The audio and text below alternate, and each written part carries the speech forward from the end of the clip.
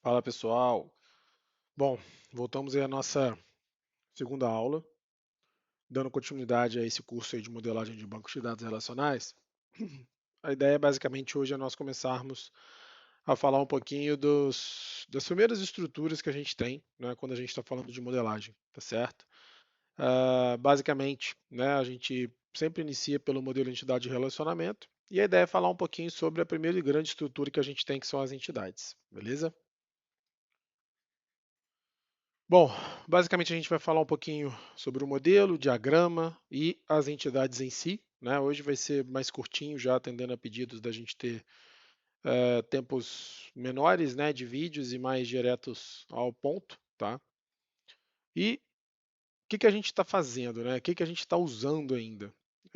Quando a gente fala do modelo relacional, na verdade, como um todo, né, das tabelas de bancos de dados e tudo mais, e do próprio uso do SQL, é, nós estamos, na verdade, nos baseando em um modelo que ele foi introduzido em 76, né? Então já são muitos e muitos anos que a parte de modelagem, né, assim como a gente tem, por exemplo, a UML, que define diversos diagramas para que a gente possa modelar o sistema da forma adequada, né, diagrama de classe, diagrama de caso de uso, diagrama de sequência, entre outros.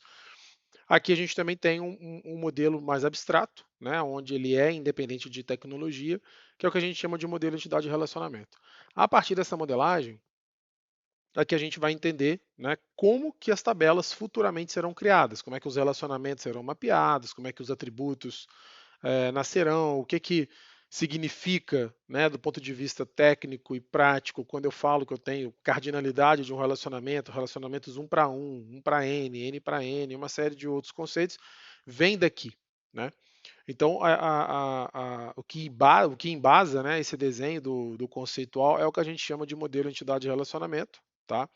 Ele é um modelo conceitual e, portanto, independente de aspectos de implementação de tecnologia. Tá? Então, em qualquer lugar do mundo que você olhar para um modelo de dados de relacionamento, você vai ter a mesma interpretação. Né? Aqui eu não falo de detalhes técnicos, eu não me preocupo, por exemplo, com o domínio de um atributo, eu não me preocupo ainda o que vira tabela, o que é chave estrangeira ou outro tipo de restrição.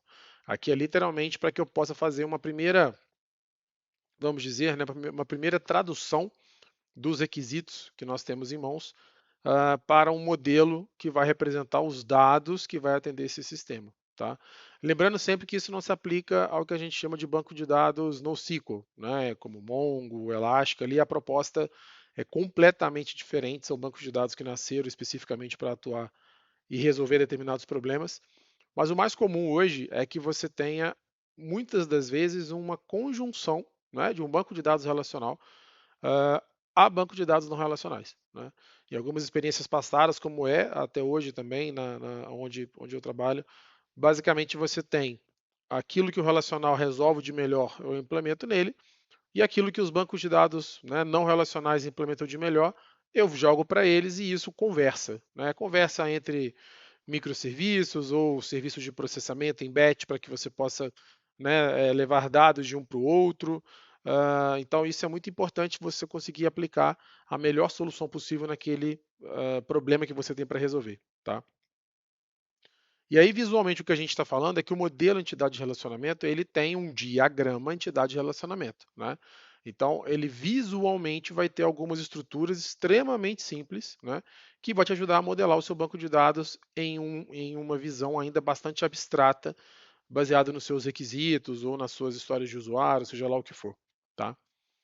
O diagrama de relacionamento ele é muito direto. Ele basicamente ele tem cinco grandes estruturas que combinadas acaba gerando o nosso grande modelo e dali, né, automaticamente você vai cair dentro das tabelas de banco de dados, do SQL que você vai gerar para create table, adição de chaves estrangeiras, adição de chaves primárias e outras restrições de integridade. Tá?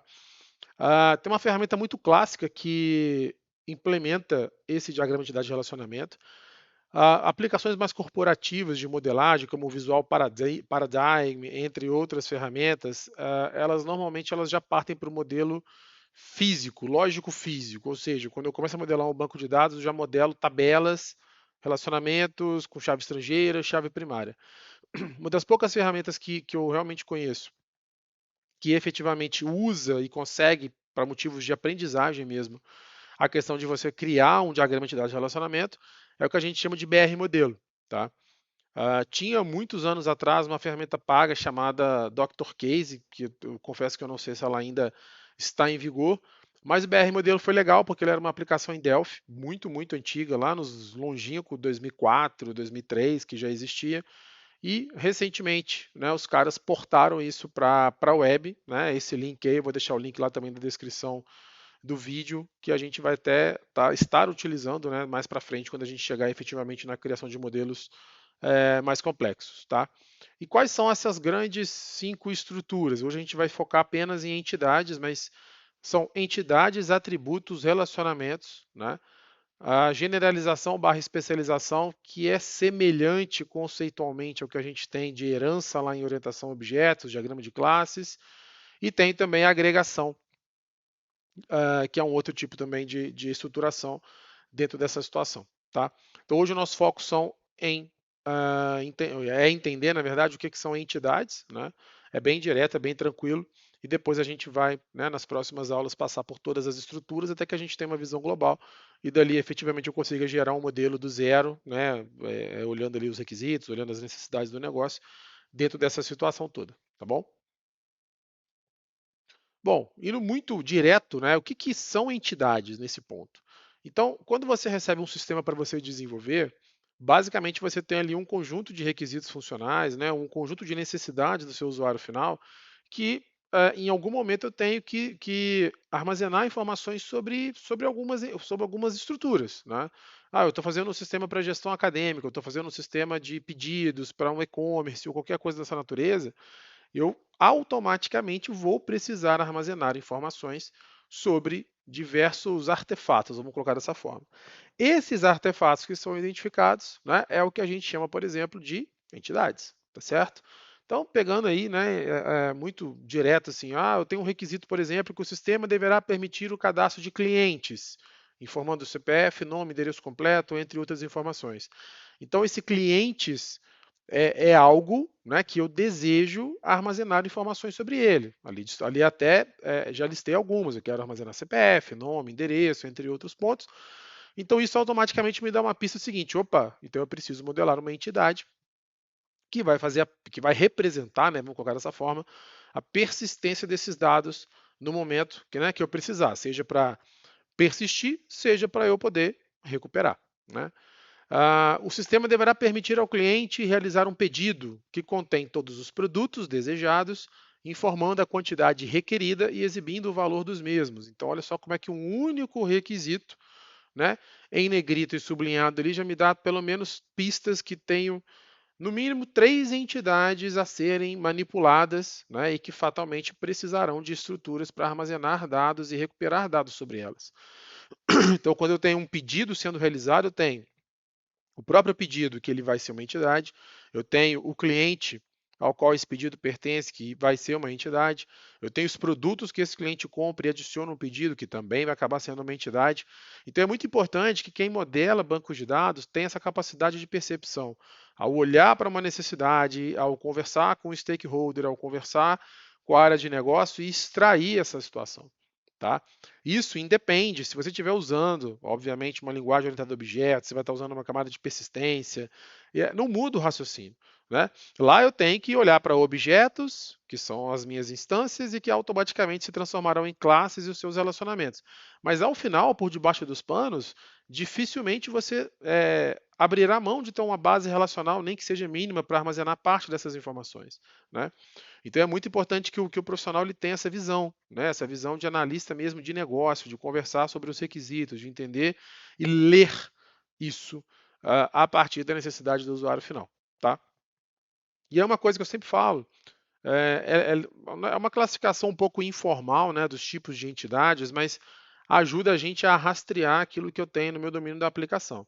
Então, por exemplo, eu tenho entidades que são entidades físicas, barra coisas concretas, ou seja, aquilo que é palpável, aquilo que eu consigo ver, aquilo que eu consigo perceber, né? E isso, por exemplo, costumam ser candidatas a vocês identificarem de forma mais rápida e inicial. Né? Então, pessoas, empregados, carros, notas fiscais, um hambúrguer, uma pizza, isso tudo vai te remetendo, né, as situações e a entidades abstratas que eu vou ter que representar, né? Eu posso também falar que eu tenho entidades conceituais ou entidades abstratas no sentido que são coisas ou conceitos que eu preciso armazenar informações. Ah, eu tenho um sistema de RH. Eu tenho que armazenar, por exemplo, quais são os cargos que a minha empresa possui. Ah, eu tenho supervisor de produção, eu tenho coordenador de TI, eu tenho analista de suporte. Isso não é palpável, isso não é algo concreto, mas é algo necessário para que o meu sistema tenha o seu funcionamento pleno. Então, uma segunda linha e uma segunda leva de entidades importantes são entidades também que a gente pode avaliar nesse nível de abstração. E um terceiro tipo de entidade, que é o que a gente chama de fatos, né? Os fatos, normalmente, é o último conjunto de entidades que você vai identificar, porque quase sempre elas vão ser o resultado, né? Ou vão estar no centro de relacionamentos entre diversas entidades. Então, vou fazer, né, um paralelo bem direto assim, com as questões de desenvolvimento. Ah, aquela velha história assim, eu tenho um monte de requisito que quer fazer CRUD, né, que é o inserir, o alterar, o excluir, o listar de uma determinada informação. CRUD de um cliente, CRUD de um usuário, CRUD de alguma coisa. Os CRUDs da vida, em geral, eles estão muito associados a essas entidades físicas ou conceituais. É muito comum, né? Já os fatos são aqueles requisitos mais complexos, que eles têm a participação de diversas outras entidades, navegam em vários outros relacionamentos, como, por exemplo, fazer um pedido. Né? Eu ter o histórico de pedidos ou eu ter que armazenar um pedido, a entidade pedido ela é um fato, né? Ela é um conjunto ali de atitudes, onde eu tenho um cliente realizando uma ação de adicionar produtos, realizando uma compra para gerar um pedido que vai ser entregue pela minha logística. Então, olha a quantidade de coisas que eu me relacionei ou que eu tive que entregar ao longo de um caminho para eu chegar na entidade pedido. Né? Então, fatos normalmente eles são mais complexos, acabam vindo por último, porque é mais natural que você comece por aquilo que vai te dar a base. Como é que eu vou gerar um pedido se eu não tenho cadastro de cliente? Como é que eu vou gerar um pedido se eu não tenho o cadastro de um produto? Então é muito comum vocês começarem, né? Ou eu deixo essa dica muito importante, que é vocês começarem de onde? Comecem dos físicos e concretos, passem para os conceituais e abstratos e cheguem nos fatos. Tudo isso baseado em quê, gente? Baseado em requisitos funcionais, se você estiver usando uma abordagem mais tradicional de levantamento de requisitos, ou, né? Ou se você estiver numa abordagem ágil, falando de PI Planning, falando de sprint planning, você está falando muito de histórias de usuário. Né? E ali, na hora de capturar isso do seu PO, né, de quem está ali junto com você, também vai ser a mesma, mais ou menos a mesma lógica. Tá? Então, a metodologia de projeto não vai impedir que você tenha que fazer essa leitura, né, e faça um projeto de como que você pretende armazenar os dados sobre eles. Beleza? Então, entidade, basicamente, é muito voltado nisso. Tá? O conceito do que a gente tem de entidade, basicamente, é semelhante ao conceito de orientação a objetos. A partir do momento que temos um conjunto de instâncias, que lá na O a gente, né, coloca como objetos, com as mesmas características que necessitam ter informações armazenadas ou recuperadas, nós criamos quem? As entidades. Que na OO a gente poderia falar do paralelo com as classes. Então, quem está acostumado com orientação a objetos, é muito comum você fazer esse paralelo, onde eu tenho instâncias de dados, né, que vão se transformar em uma entidade representativa daquela coleção de instâncias. Né? Então, por isso que eu falei, é muito comum você olhar para um requisito, olhar para um storytelling, olhar para uma história de usuário, que é onde é normal as pessoas escreverem dando exemplos, e desses exemplos você tirar características em comum. Então, por exemplo, para um sistema de gestão acadêmica, eu vou conversar lá, por exemplo, com o pessoal que faz a geração das grades para cada semestre, o cara vai falar assim, olha, nós temos a sala S113, onde eu aloco a disciplina de gerência de projetos, de código DCC 154, de capacidade para 100 alunos. Então, olha o tanto de coisa que eu descrevi. Eu descrevi características que vão receber valores diferentes, né, para cada instância da entidade quem? Sala. Né? E ao mesmo tempo eu tenho ali, e a sala S304, onde é alocada a disciplina de banco de dados de código DCC 060, de capacidade para 75 alunos. Ou seja, eu estou agrupando o quê? Eu estou falando que eu tenho sala, estou falando que eu tenho disciplina, estou falando que eu tenho nome para essas disciplinas, eu estou falando que eu tenho código para elas, eu tenho números das salas, capacidade das salas. Opa, eu achei um padrão. Né? Toda sala tem capacidade, tem número. Toda disciplina tem código e tem nome. Se eu achei características iguais, né, para uma pancadinha de instância que eu tenho ali na minha historinha, cara, é uma candidata a criar a entidade. né? Então eu tenho ali, né, no meu último bullet ali, entidades, sala e disciplina, com características, entre parênteses, atributos semelhantes, código, nome, número, capacidade e etc. Então eu olho para as minhas instâncias, eu olho para o meu domínio da aplicação, né? Eu estou conversando com o meu stakeholder, estou conversando com o meu PO, e na história que ele me conta eu capturo, né, informações que vão me levar para atributos, informações que vão me levar para entidades, e dali você vai, né, populando e modelando o seu banco de dados, né, o seu diagrama entidade de relacionamento. E por último, para a gente poder finalizar, graficamente, usando aquela ferramenta que eu indiquei, que é o BR Modelo, né? A representação de uma entidade nada mais é do que um grande retângulozinho, nome dessa entidade, né? E a gente vai ver na próxima aula sobre os atributos que já estão aí também visualmente. Beleza? Muito obrigado. Até a próxima. A gente se vê. Valeu!